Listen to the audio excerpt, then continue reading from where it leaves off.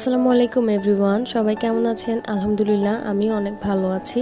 আবারও ঘুরতে বের হয়ে গেছি। কেন গিয়েছি তা একটু পরেই বলছি। তার আগে বলেন, এই বেলুনগুলো কার কার পছন্দ? আমার তো অনেক ভালো লাগে।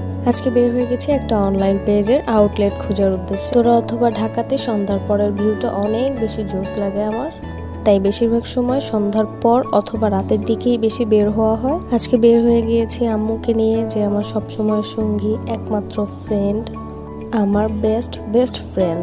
যাই হোক, কথা বলতে বলতে অবশেষে সেই শপিং মলটাতে চলে এসেছি। এটা অনেক খোঁজাখুঁজি করার পর পাইছি, যদিও আজকে ফার্স্ট টাইম আসছি, এর আগে কখনো আসি নাই, তাই এরকম চেনা পরিচিত ছিল না। এটাতে আসার মেন কারণ হচ্ছে ইদানিং ফেসে খুব প্রবলেম হচ্ছে অ্যালার্জির, আর তাদের পেজটা আমার খুব ট্রাস্টেড।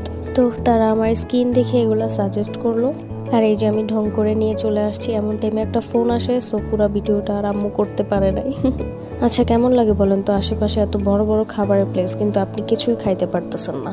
আমি রিসেন্টলি খুব লক্ষ্মী মেয়ে হয়ে গেছি, তাই বাহিরের খাবার টোটালি অ্যাভয়েড করতেছি।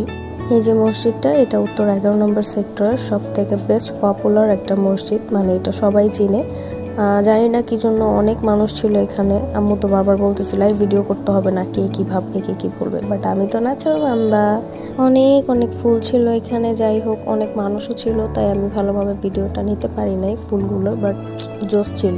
আর আজকে আমি অনেক মিস করছি আমার সাথে সেই কাজিনগুলারে। তারা আসলে এই কয়দিন আমার সাথে ছিল, বাট আজকে এক একজন এক এক জায়গায়, পুরো বাসাটা ফাঁকা। খুব মিস করতেছি সবাইকে।